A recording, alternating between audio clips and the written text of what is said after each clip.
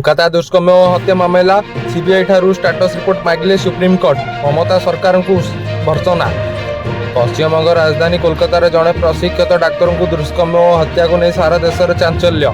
Doctor माने निरंतर सेमानकर सुरक्षा दाबी करुवा बेले पीड़िता को न्याय प्रदान पर स्वर उत्तोलन सेपटे प्रशिक्षित डाक्तर को दुष्कर्म और हत्या मामलें मंगलवार सुप्रीमकोर्ट एक बड़ शुणाणी करते। मामला प्रधान विचारपति DY चंद्रचूड़ व्यतीत सर्वोच्च अदालत खंडपीठ में जस्टिस JB पारदीवाल एवं जस्टिस मनोज मिश्र तमाम मामला को नहीं शुणाणी करथिले।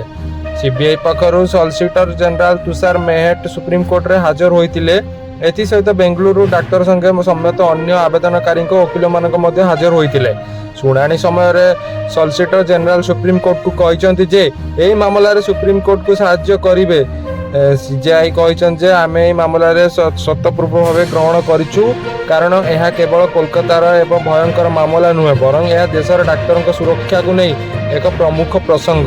विशेषकर महिला डाक्तर सुरक्षा और सेमानंकर कार्य करने समय उपर निर्भर करे। नर्सिंग कर्मचारी एक जातीय सहमत रहा उचित जे महिला मानक सुरक्षा दिज्व उचित।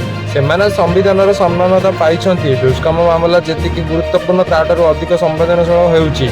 पीड़िता ना सब गणमाध्यम प्रचार हो गला। फोटो भाइराल होती। चिंताजनक अत्यंत उद्वेजनक कथा। आमर निष्पत्ति होउछि दुष्कर्म को शिकार होता पीड़िता ना कि फोटो सार्वजनिक कर उचित नुह। सीबीआई को मागिले स्टाटस रिपोर्ट।